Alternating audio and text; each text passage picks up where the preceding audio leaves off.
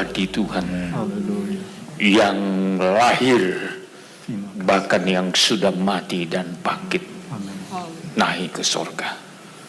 Dan kami sedang menantikan kedatangan-Mu kali yang kedua. Kami tahu Tuhan, biar kehidupan kami semakin siap sedia seperti apa yang Tuhan inginkan. Oleh sebab itu, berikan kami firman Tuhan, supaya oleh firman Tuhan mata rohani kami dicelikan. Kami dapat melihat ke depan apa yang Tuhan sedang kerjakan untuk kami. Urapi kami, urapi hamba-Mu. Kalau ada kuasa yang lain yang mencoba mencuri, mengganggu, kami usir, kami patahkan dalam nama Yesus. Oleh darah Yesus ada kemenangan bagi kami. Haleluya. Dalam nama Yesus Kristus kami berdoa. Bersama kita katakan amin. Silakan duduk Bapak Ibu saudara-saudaraku yang kekasih.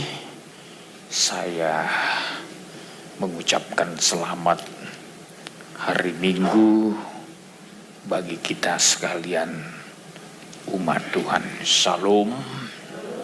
Shalom.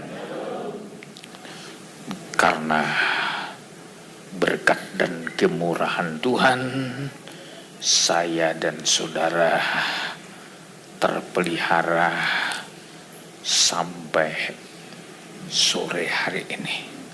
Ya, saya masih menyampaikan betapa pentingnya gereja Tuhan harus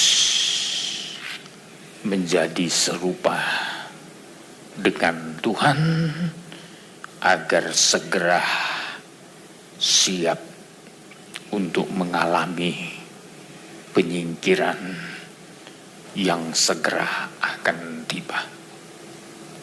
Saya sudah berkali-kali menerangkan, disempurnakan dulu, disiapkan dulu, baru disingkirkan. Ya, kenapa harus disingkirkan? Karena setelah penyingkiran akan datang penganiayaan selama 3,5 tahun.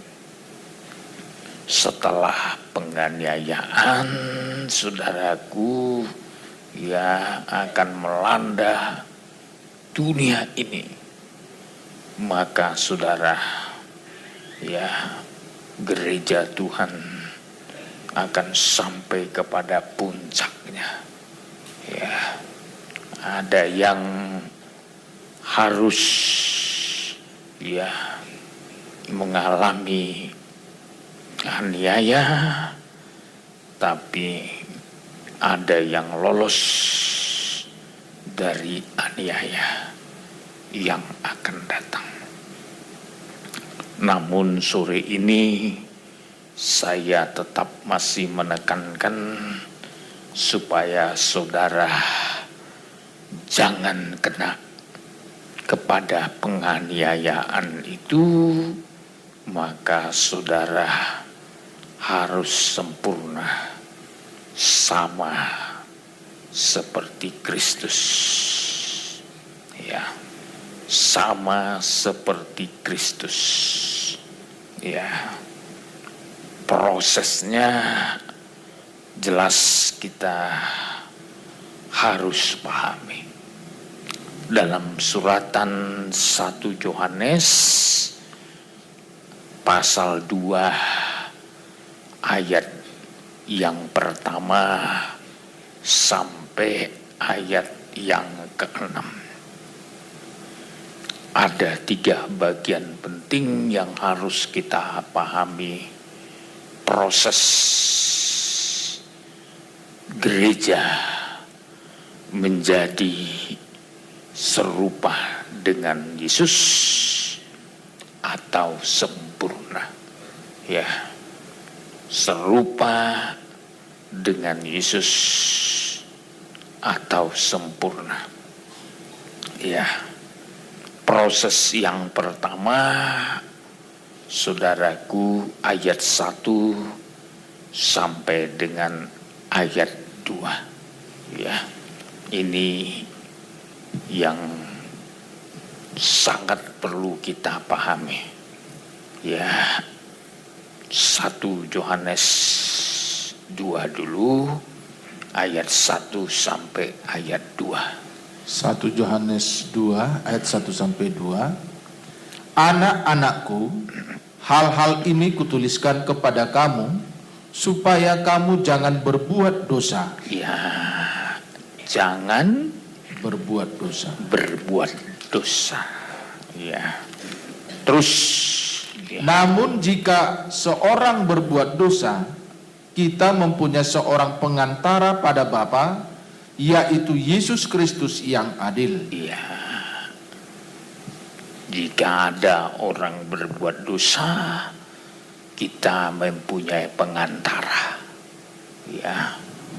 Ada yang bisa menyelesaikan dosa kita. Ya. Ini yang ditawarkan oleh firman Tuhan. Ya. Yaitu Yesus Kristus. Ayat 2. Dan ia adalah pendamaian untuk segala dosa kita. Terus. Dan bukan untuk dosa kita saja, tetapi juga untuk dosa seluruh dunia. Iya. Jadi proses pertama untuk memiliki keserupaan dengan Yesus, yang pertama saudara harus melawan kuasa dosa. Ya. Jadi dosa itu harus dilawan. Ya. Dosa itu harus dikalahkan, saudara. Ya. Jadi kalau dosa tidak dilawan, kita tidak berjuang melawan dosa, maka nanti dosa itu akan mengikat kita. Dosa itu akan memperbudak kita. Dosa itu akan menguasai kita. Makanya harus ada perlawanan dari kita terhadap dosa. Ya, kalau dosa itu nggak dilawan, akhirnya kita nanti satu kali akan kompromi dengan dosa. Dan yang lebih parah lagi, sudah jatuh dalam dosa, merasa tidak berdosa. Ya, kenapa? Karena kita nggak membuat perlawanan terhadap dosa itu. Oleh sebab itu Rasul Yohanes sadar betul, ya, untuk menjadi serupa dengan Tuhan, poin yang pertama harus melawan kuasa dosa. Ya. Makanya Alkitab mencatat, firman Tuhan berkata, "Hai maut, di manakah sengatmu?" Ya. Jadi ada keberanian untuk menantang. Ya. Jadi dosa itu harus dilawan, harus ditantang keberadaannya. Ya. Jadi jangan pasrah, ya. Jangan berhenti. Ya. Nanti satu kali kita tidak akan berkuasa mengalahkannya. Kalau saudara ya tidak membuat perlawanan. Ya. Harus ada perlawanan terhadap dosa. Ini poin yang pertama, ya. Poin yang kedua, saudara, untuk memiliki keserupaan dengan Yesus,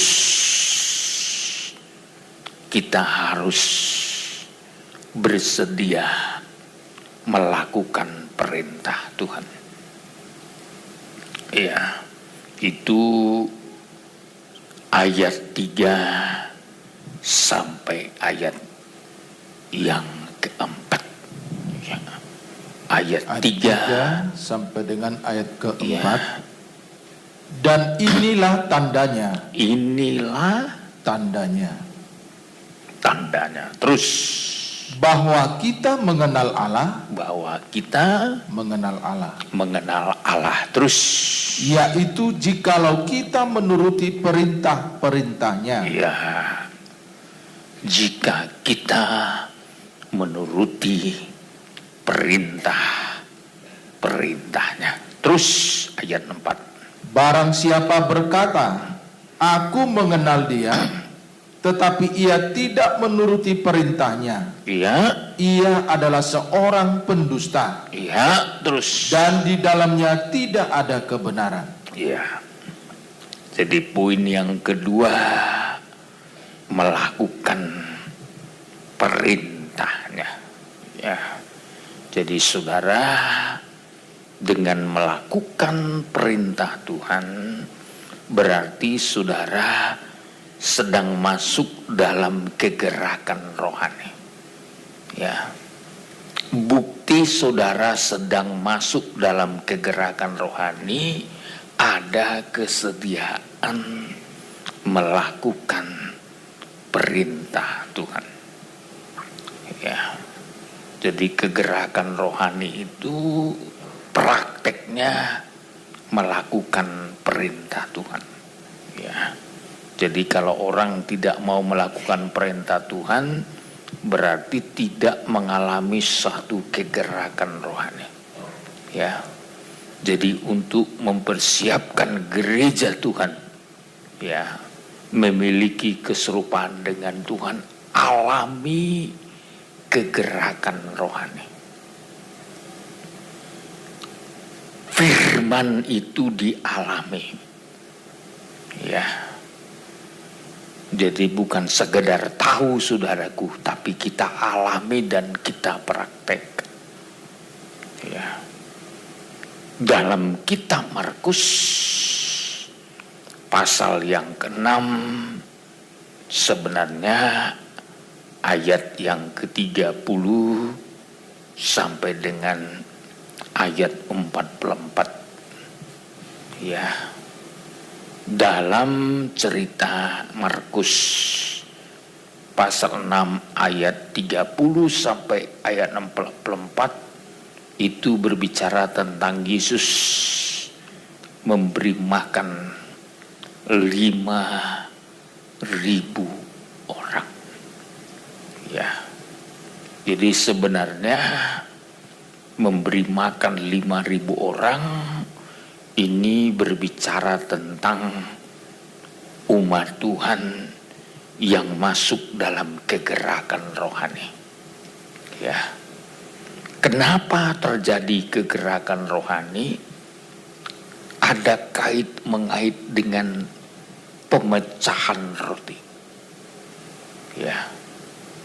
Rotinya 5, ikannya 2, tapi bisa mengenyangkan 5.000 orang. Dalam pelajaran tabernakel, angka 5.000 itu kena dengan luasnya halaman. Ya. Jadi seluruh keliling luasnya halaman itu semuanya 5.000 hasta. Ya, ini berbicara kegerakan rohani. Kenapa terjadi kegerakan rohani, saudara? Karena ada pemecahan roti. Ada firman Tuhan. Ya. Ada firman Tuhan yang dipraktekkan. Jadi kalau firman Tuhan nggak dipraktekkan, tetap sama. Andai kata 5 roti dan 2 ikan tidak diserahkan kepada Yesus, maka tidak akan terjadi mujizat.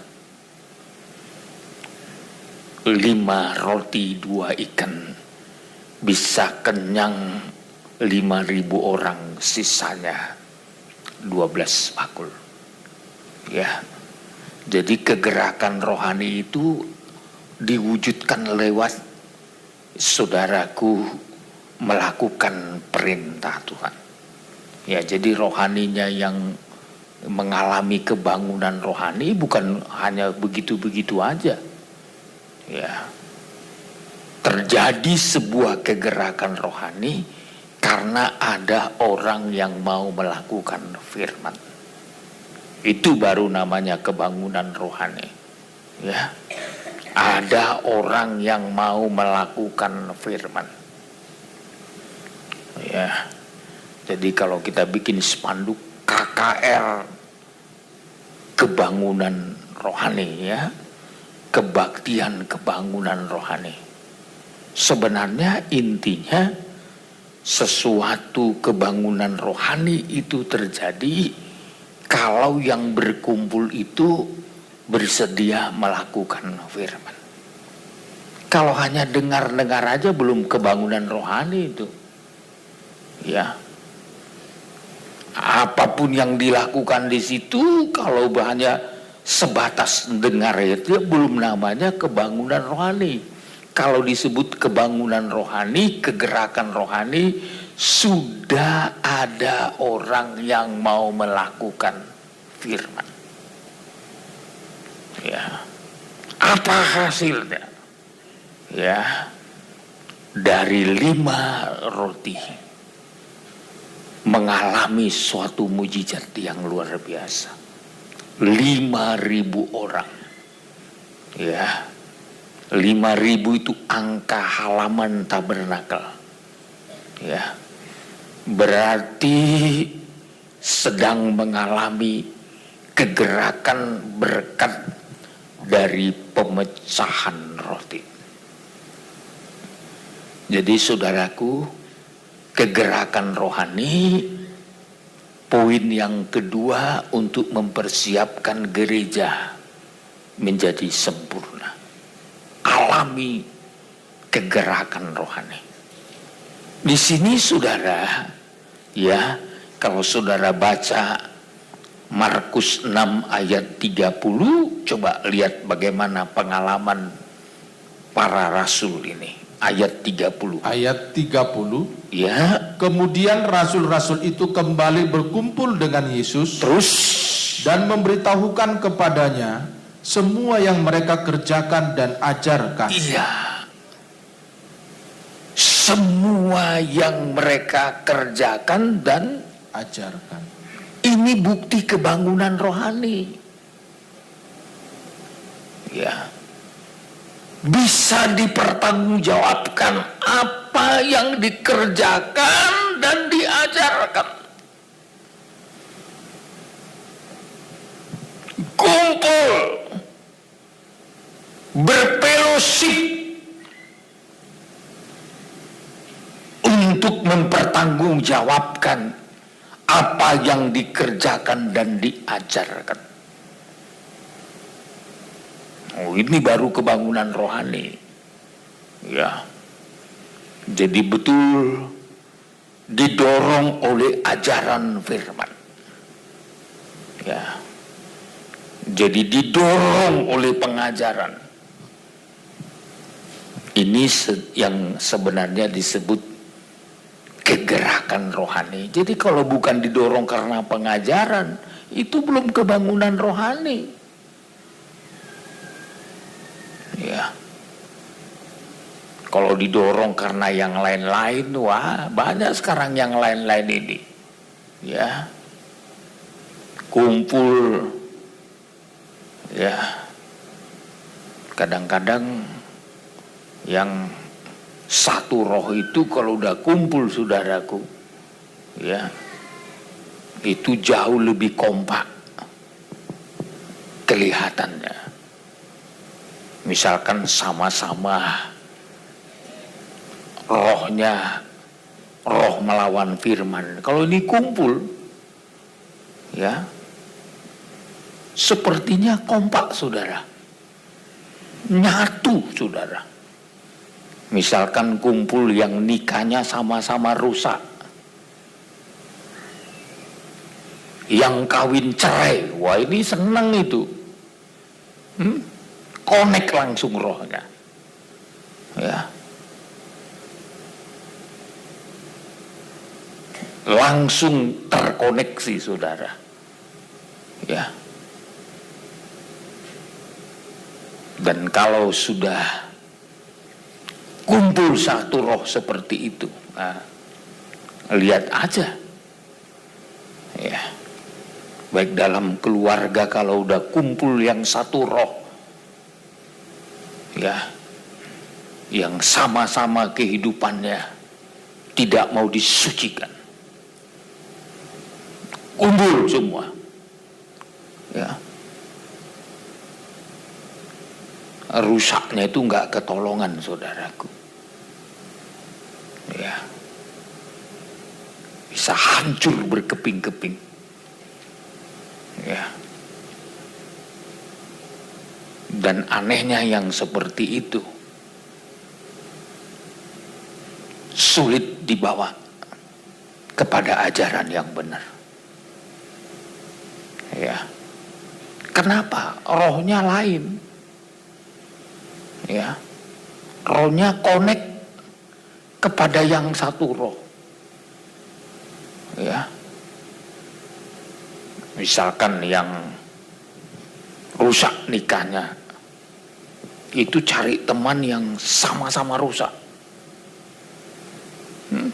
karena kalau dia cari teman yang nikahnya beres, dia malu, karena yang beres ini akan menerangi yang tidak beres, ya. Maka saudara tidak heran, saudaraku, ya, begitu juga di tengah-tengah gereja Tuhan, ya, kalau yang satu roh sudah menyatu. Jadi kegerakan rohani yang terjadi dalam kitab Markus pasal 6 adalah kegerakan karena mempertanggungjawabkan, apa katanya tadi? Ya, coba kembali ayat 30. Ya. Kemudian rasul-rasul itu kembali berkumpul dengan Yesus dan memberitahukan kepadanya semua yang mereka kerjakan dan ajarkan. Iya, kumpul, fellowship untuk mempertanggungjawabkan apa yang dikerjakan dan diajarkan. Terus ayat 31. Lalu ia berkata kepada mereka, Ya, marilah ke tempat yang sunyi, marilah ke tempat yang ke sunyi, tempat yang sunyi. Terus, supaya kita sendirian dan beristirahatlah seketika. iya. Jadi saudara, setelah mempertanggungjawabkan apa yang dikerjakan dan apa yang diajarkan, akhirnya istirahat. Ya. Istirahat. Istirahat yang model apa yang bisa mempertahankan kebangunan rohani dalam hidup kita. Di sini disebut marilah kita ke tempat yang sunyi.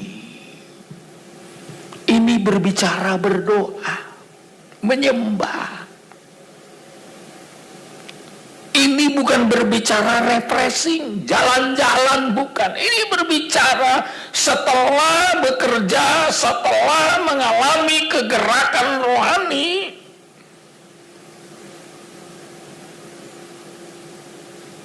Setelah mempertanggungjawabkan apa yang diajarkan, sekarang doa.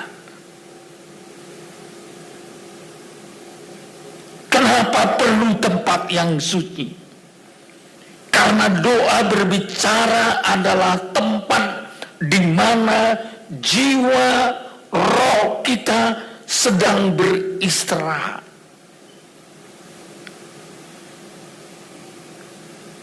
Sedang menuju kepada ketenangan. Makanya kalau dirimu kacau, pikiranmu kacau, hatimu kacau, doa.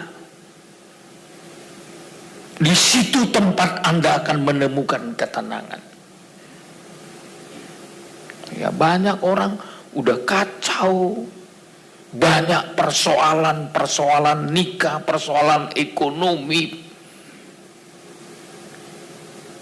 tapi tidak mencari tempat yang tenang, tidak cari tempat peristirahatan. Jadi murid-murid ini sedang pulang dari mengerjakan sesuatu, butuh ketenangan, butuh tempat yang sepi. Saudara, sama dengan kita. Di tengah-tengah perjalanan hidup kita ini beraktivitas, kita butuh ketenangan. Karena tidak ada perjalanan hidup ini yang tidak ada persoalan. Tapi di mana kita mendapatkan ketenangan itu? Ternyata kalau kita periksa di sini, murid-murid pergi ke tempat yang sunyi.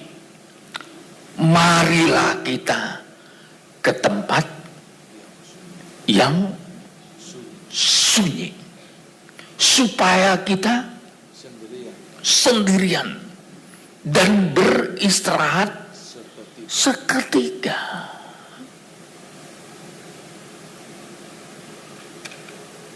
Di tengah-tengah kesibukan. Kalau kita lihat di sini ayat 31 dan seterusnya, coba dilihat dulu. Ayat 31. Ayat 31. Lalu ia berkata kepada mereka, marilah ke tempat yang sunyi, supaya kita sendirian dan beristirahatlah seketika. Terus, sebab memang begitu banyaknya orang yang datang dan yang pergi. Terus, sehingga makan pun mereka tidak sempat. Saudara, jangan kira orang yang sibuk pelayanan pun tidak butuh istirahat. Kerjanya murid-murid itu melayani. Tapi di tengah-tengah pelayanan pun perlu ada ketenangan. Tapi ketenangan yang bagaimana yang harus kita cari?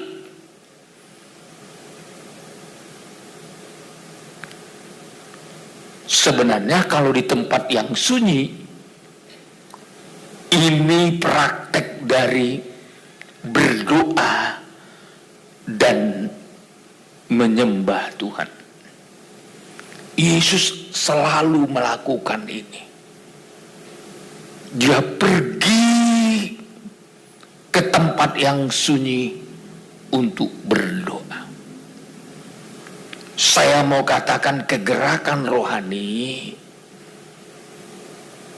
itu mengerjakan sesuatu yang luar biasa.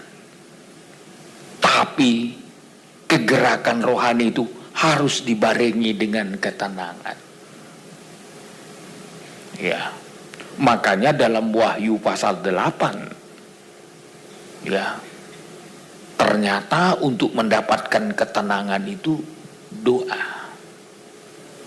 Ya. Setelah saudara terima firman Tuhan, setelah saudara mempraktekkan firman Tuhan, rebut lagi satu lagi, ketenangan. Ya. Maka di Wahyu 8 ayat 1 kalau saudara lihat seterusnya, ya, doa penyembahan itu berdampak ketenangan. Ya, ini saudara. Ya, coba ayat 1, Wahyu 8 ayat 1.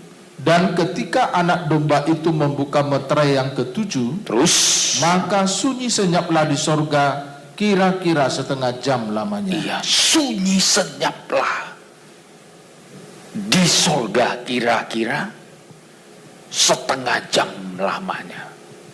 Kenapa? Terus, Lalu aku melihat ketujuh malaikat yang berdiri di hadapan Allah, dan kepada mereka diberikan 7 sangkakala. ya terus. Maka datanglah seorang malaikat lain, dan ia pergi berdiri dekat mezbah dengan sebuah pedupaan emas, dan kepadanya diberikan banyak kemenyan untuk dipersembahkannya bersama-sama dengan doa semua orang kudus di atas mezbah emas di hadapan tahta itu. Iya. Jadi saudaraku, sorga sampai sunyi senyap karena terjadi penyembahan yang luar biasa. Ya. Tenang.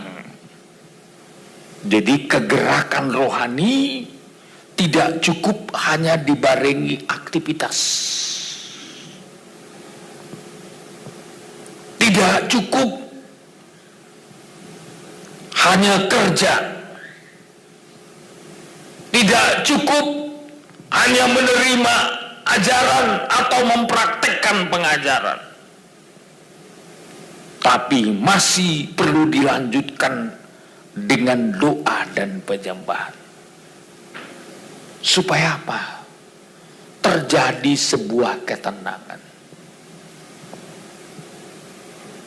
Banyak orang Kristen tidak tenang sebenarnya karena nggak doa.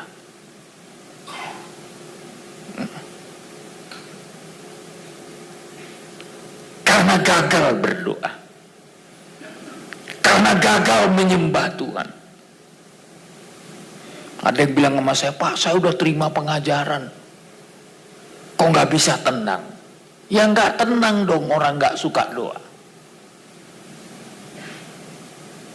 Makanya ya Alkitab mencatat 1 Petrus 4 ayat 7. Ya.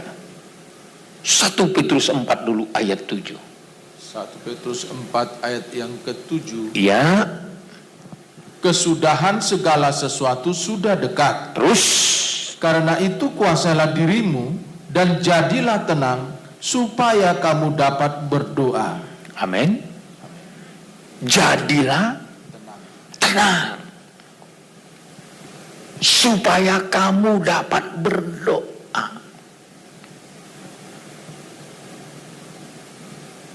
Jadi kegerakan rohani itu ditandai dengan pelayanan.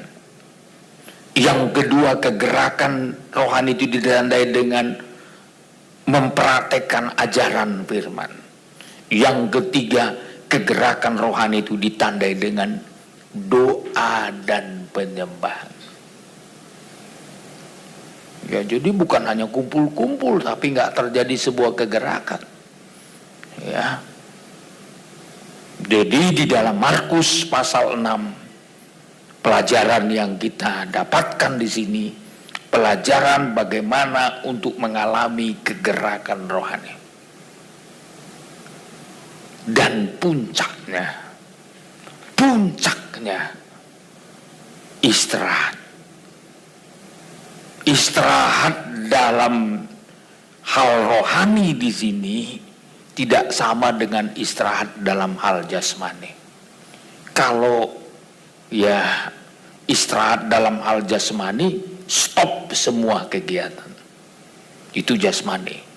Kalau dalam hal rohani, semua kegiatan dipusatkan kepada doa dan penyembahan.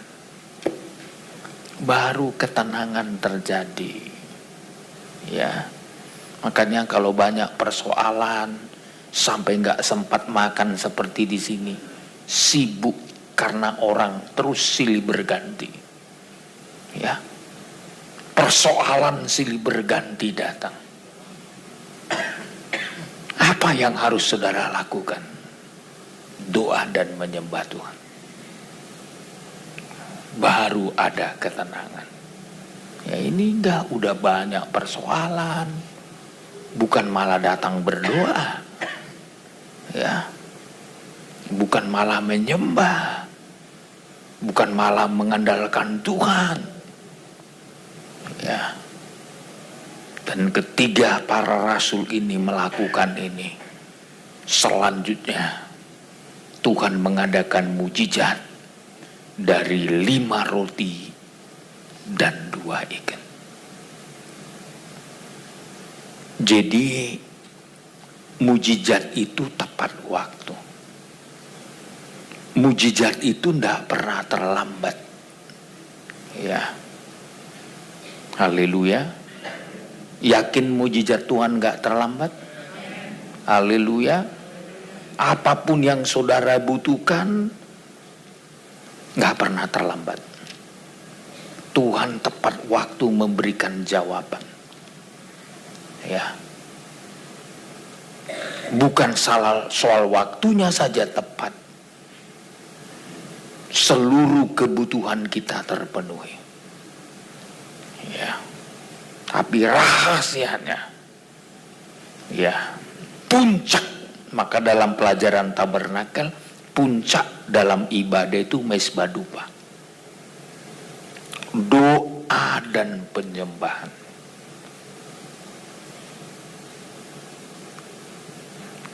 Kalau dalam tabernakel, posisi meja roti masih di bawah.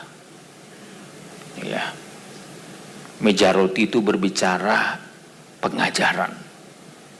Ya. Pelita itu berbicara persekutuan, masih di bawah. Di atas semuanya itu puncaknya adalah doa dan penyembahan. Persekutuan perlu, sangat perlu. Pengajaran perlu, sangat perlu.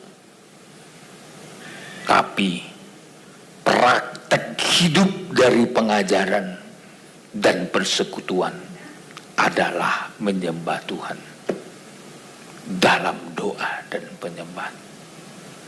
Inilah kegerakan rohani. Ya. Jadi saudara, kalau orang nggak bisa doa itu rohaninya itu bisa dibilang ada yang sampai sudah mati rohaninya. Ya.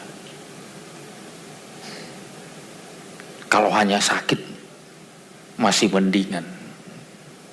Kalau sudah mati, saudaraku, sama sekali tidak ada gairah lagi untuk menyembah Tuhan. Nggak ada gairah lagi. Ya. Nggak ada gairah lagi beribadah. Nggak ada gairah lagi melayani Tuhan. Gak ada gairah lagi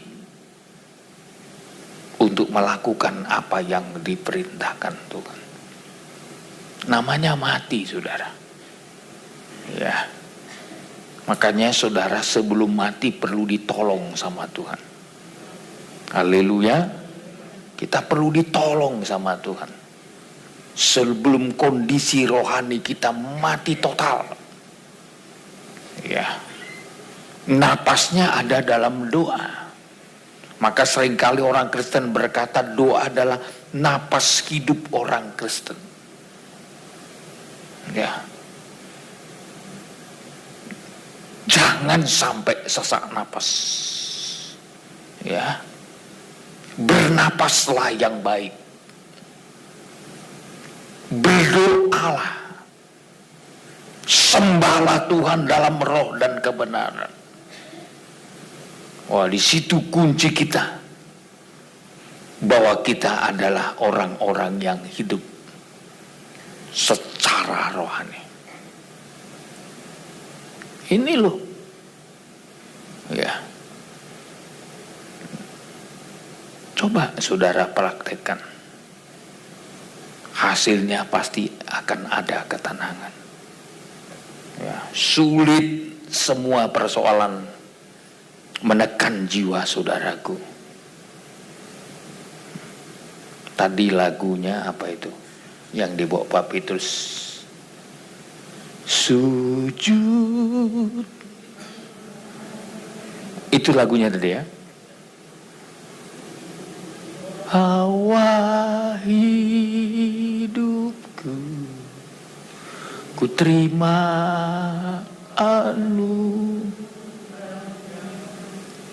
Dia ampuniku.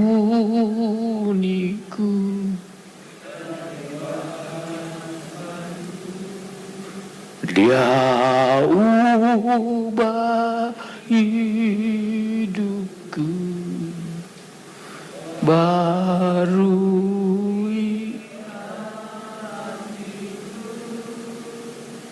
sesuatu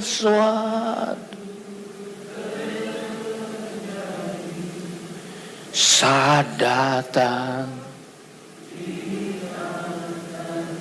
Coba kalau Anda mau tenang, belajar sujud di altarnya Tuhan. Bayangkan sorga bisa mengalami ketenangan setengah jam. Saat dupa dibawa naik melalui mesbahnya Tuhan. Kalau Wahyu 8 ayat 3, ya, coba ayat 3. Ya. Maka datanglah seorang malaikat lain, dan ia pergi berdiri dekat mesbah dengan sebuah pedupaan emas. Terus, dan kepadanya diberikan banyak kemenyan untuk dipersembahkannya bersama-sama dengan doa semua orang kudus di atas mesbah emas di hadapan tahta itu. Jadi berbicara doa dan penyembahan itu bahkan bagaikan kemenyan yang dipersembahkan dalam sebuah pedupaan emas. Maka apa? Bayangkan sorga bisa tenang karena doa. Ya. Maka saudara, apalagi kita di bumi membutuhkan ketenangan. Saya yakin di sorga nggak banyak persoalan. Itu pun masih membutuhkan ketenangan. Sunyi senyaplah surga selama berapa jam? Setengah jam. Setengah jam. Setengah jam itu angka persekutuan. Kenikmatan dari sebuah persekutuan.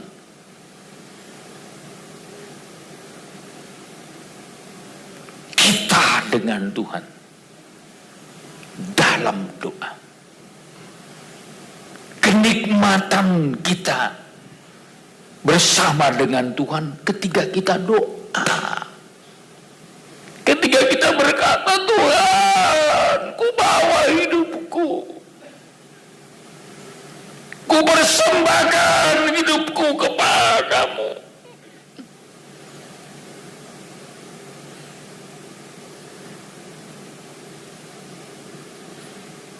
Makanya di tengah-tengah goncangan yang akan banyak terjadi di akhir zaman, tingkatkan penyembahanmu. Di situ rahasia ketenangan. Haleluya. Di situ rahasia ketenangan. Ya. Saya mau katakan bukan hanya jemaat perlu ketenangan, hamba Tuhan. Malah hamba Tuhan lebih banyak persoalan dari jemaat. Ya. Yang dipikirkan jemaat kan paling keluarganya, istrinya, anaknya, suaminya, kebutuhannya. Kalau hamba Tuhan gembala sidang, yang dipikirkannya semua orang yang diajarnya. Saya kalau lihat jemaat, ya, apalagi kalau saya masuk kantor, saya minta laporan keadaan jemaat, waduh, ya,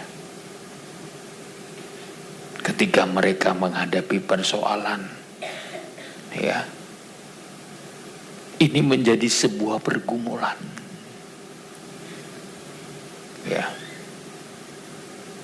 belum lagi pergumulan sakit penyakit, belum lagi pergumulan perkara nikah, suami yang meninggalkan istrinya, istri yang meninggalkan anak-anaknya, ya. Ini kan persoalan.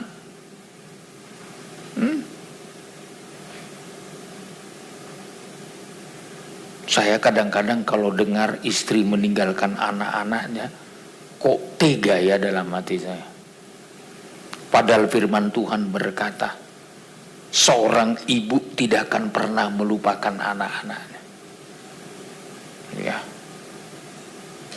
Hati seorang ibu tidak akan sanggup meninggalkan anak-anaknya. Tapi zaman akhir ini banyak ibu-ibu tega meninggalkan anak-anaknya.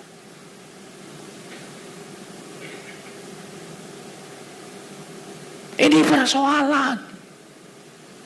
Kemana kita mencari jawaban? Apakah lapor sama polisi selesai?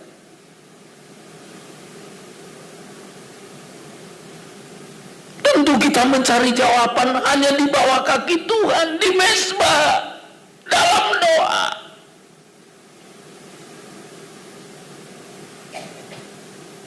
Kesitulah tempat kita mengadu. Tuhan, Engkau tahu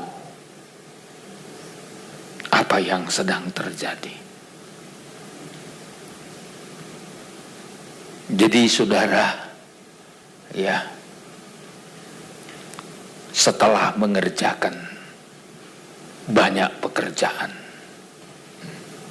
setelah berkhotbah, maka kelanjutannya cari tempat yang sunyi. Ini poin yang kedua untuk menjadi serupa dengan Yesus, melakukan perintah Tuhan. Salah satu perintah Tuhan, berdoa dan berjaga-jaga. Ya, ini salah satu perintah Tuhan. Ya, saya mau mengajak jemaat hari-hari ini, pergumulan kita akan makin lebih berat. Ya,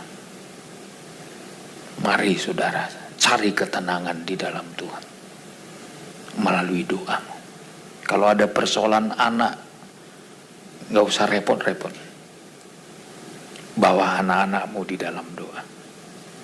Ya, mungkin mereka jauh dari pemantauan saudara. Ya, mungkin mereka merantau, mungkin kuliah di tempat lain. Ya, saya mau katakan biar hatimu damai dan tenang. Banyak berdoa. Taruhkan mereka di bawah kakinya Tuhan. Tuhan, aku bawa mereka kepadamu. Termasuk masa depan mereka, jodoh mereka. Ya, serahkan di bawah tangan kuasanya Tuhan. Ya, gak usah ngotot saudaraku, gak usah buat ancaman. Kalau dia jadi sama engkau, jangan kulihat muka kamu di muka bumi. Gak usah. Cukup bawa dalam doa. Setelah engkau berikan mereka firman, bawa dalam doa, gak usah ngotot. Ya, saya sering kali lihat gitu orang tua saudaraku, anaknya dipukul, dirantai, dikurung. Dia pikir itu jalan keluar. Belum tentu itu jalan keluar. Ya, bawa dalam doa. Itu rahasianya saudara. Ya, Tuhan punya cara. Kalau itu bukan kehendak Tuhan, langsung Tuhan bikin bubar mereka kok. Nah, ini kalau saya biasanya bicara kayak gini pasti ada persoalan itu. Mungkin anakmu sudah terlalu cinta dengan laki-laki lain atau laki-laki lain terlalu cinta. Hari ini dapat jawaban dari Tuhan. Cara mengatasinya bawa dalam doa. Mungkin nasihat sudah saudara berikan, bagus. Ya. Mungkin sudah engkau hajar dan lain-lain. Tapi yang terpenting bawa di dalam doa. Ya. Apa saja, bukan saja persoalan pacaran, pernikahan, ya, tapi kan banyak persoalan pendidikan anak-anak kita, ya, karakter mereka, ya, saudara, cara mengatasinya bawa di dalam doa. Ya, saya menyelesaikannya begitu saja. Ya, kan kalau menurut usia seharusnya saya sudah punya menantu perempuan. Kalau menurut usia anak saya, ya, ada banyak nasihat yang saya terima dari teman-teman. Wah, suruh aja. Memangnya gampang nyuruh orang nikah? Kayak belanja saudara di mall. Memang gampang saudara. Ya. Lalu segala macam tawaran. Sampai ada yang telepon saya. Kapan anak bapak nikah? Ya. Dalam hati saya, kenapa bapak ini ngotot nanya? Ternyata dia punya anak perempuan.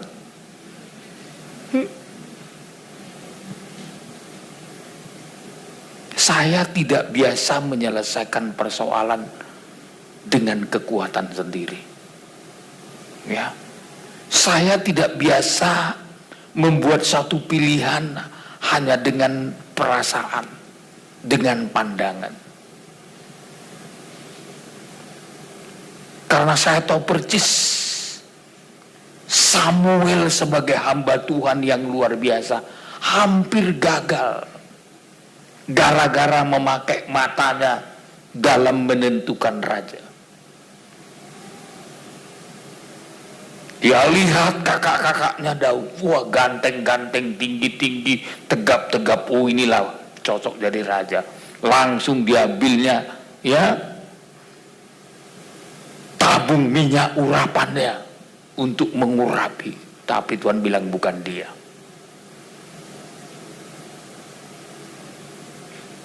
Suruh lagi, Tuhan juga bilang bukan dia. Suruh lagi, bukan dia, bukan dia, bukan dia. Tentu Samuel bingung. Habis sudah pikirnya. Ya. Tapi Samuel bertanya kepada Isai, adakah anakmu yang lain? Oh, ada satu lagi, sedang menjaga kambing domba di padang gurun. Panggil dia, kita tidak boleh makan sebelum dia datang. Jadi belajar membuat satu pilihan keputusan. Jangan pakai hikmat manusia, jangan pakai mata manusia. Belajar pakai mata rohani. Amin. Haleluya.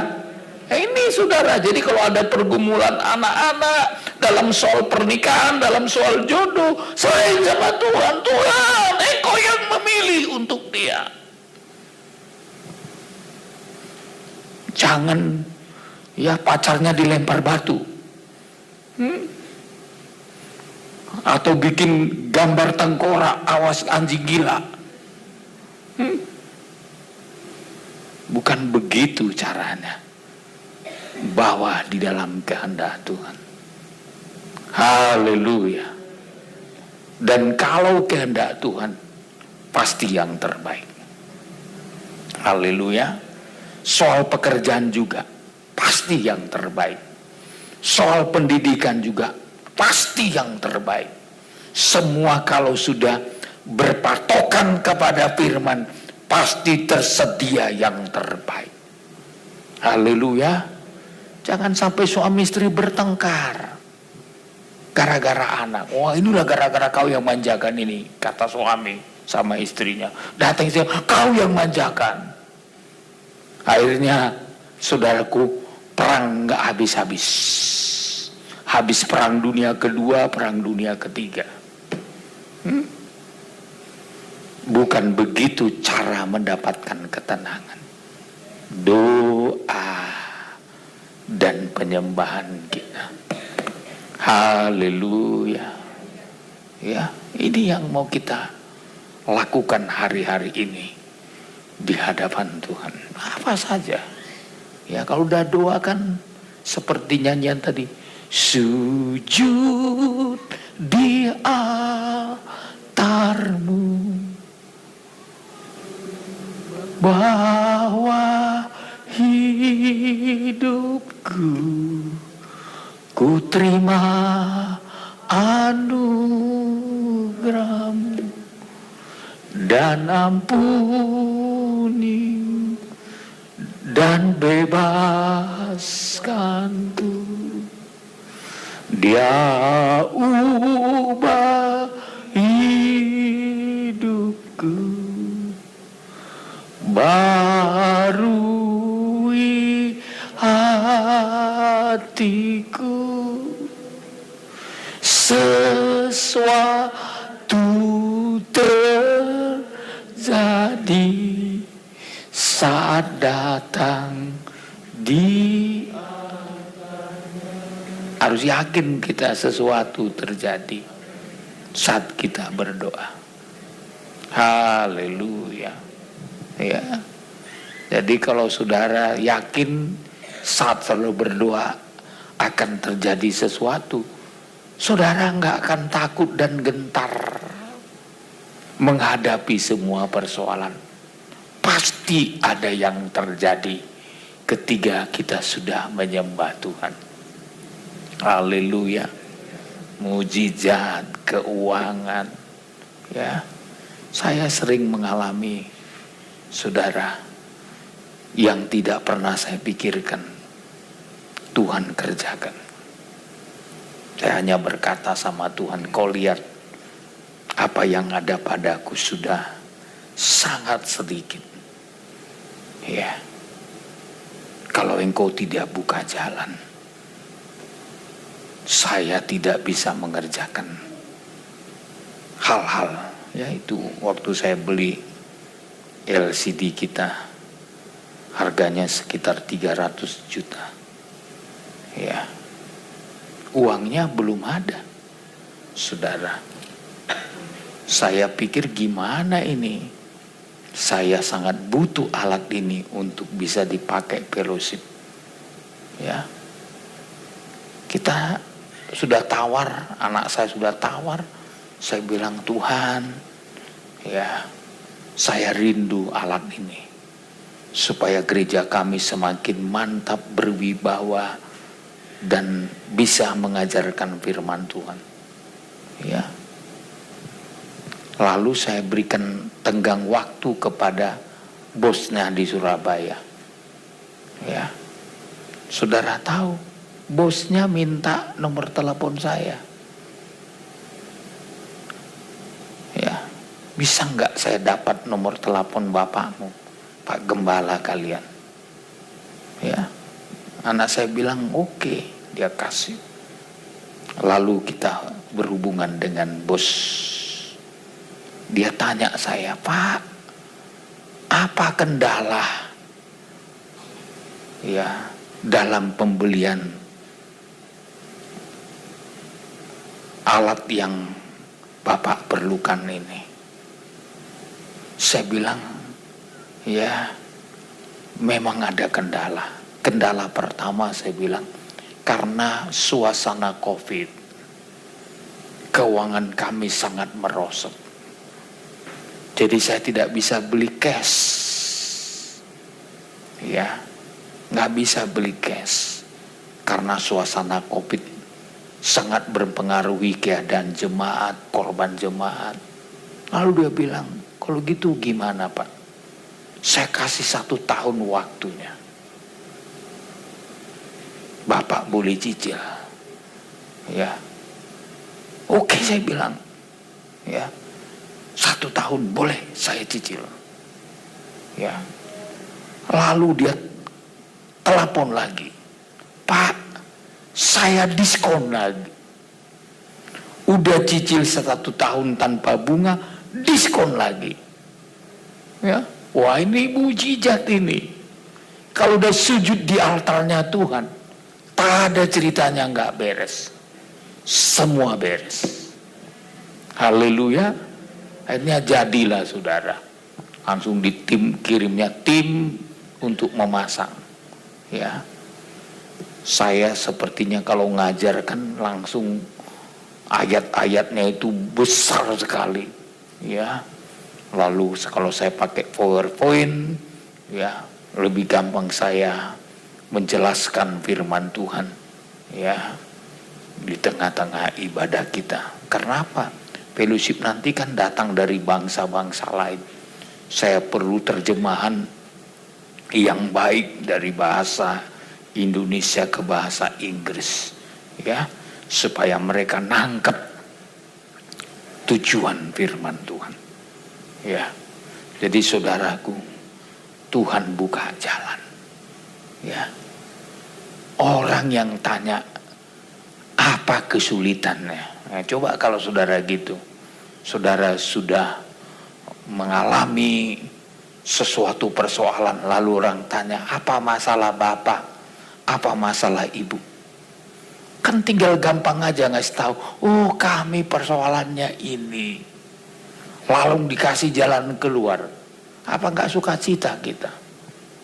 Misalkan saudara, iya saya belum bisa melunaskan hutang saya di bank. Langsung orang bank bilang gak apa-apa, kapan kasih keringanan. Walaupun belum dihapus saudara, kasih keringanan aja syukur. Haleluya. Tapi belajar sujud di altarnya Tuhan. Minta Tuhan yang bisa mengubah itu. Jadi yang kedua, kegerakan rohani adalah wujud mempraktekkan firman Tuhan. Ini menjadikan saya dan saudara menjadi seperti Kristus. Yang ketiga, ayat 5 sampai ayat 6 1 Yohanes pasal yang kedua, ayat 5 sampai ayat 6. ya. Tetapi barang siapa menuruti firman-Nya, Barang siapa menuruti firman-Nya, terus di dalam orang itu sungguh sudah sempurna kasih Allah. sempurna kasih Allah. Jadi kalau orang nurut firman, sempurna kasih Tuhan dalam hidupnya. Dengan kata lain, dia sudah mengalami keserupaan dengan Yesus. Terus, dengan itulah kita ketahui bahwa kita ada di dalam Dia. dalam Dia, terus Barang siapa mengatakan bahwa ia ada di dalam Dia, ia wajib hidup sama seperti Kristus telah hidup. ya, jadi poin yang ketiga, keserupaan dengan Kristus ditandai dengan hidup di dalam Dia. Ia wajib hidup sama seperti Kristus yang telah hidup. 3 poin ini proses untuk membawa saudara mengalami keserupaan dengan Tuhan. Yang pertama, lawan dosa. Yang kedua, lakukan perintah Tuhan. Dan yang ketiga, hidup di dalam Tuhan. Saya yakin kalau ini ada pada kita, kita akan menang menghadapi semua, dan mujizat Tuhan pasti terjadi. Haleluya. Haleluya.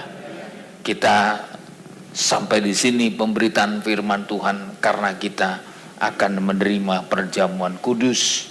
Ya, ada perjamuan kudus kan yang disiapkan untuk kita pada sore hari ini. Haleluya. Mari saya minta pemain musik, para singer, ya untuk boleh datang ke depan. Kita nyanyikan pujian ini, saudaraku. Saat hati, haleluya. Kita minta sama Tuhan, kita bisa sujud di altarnya Tuhan, diampuni, dibaharui, dipulihkan oleh Tuhan.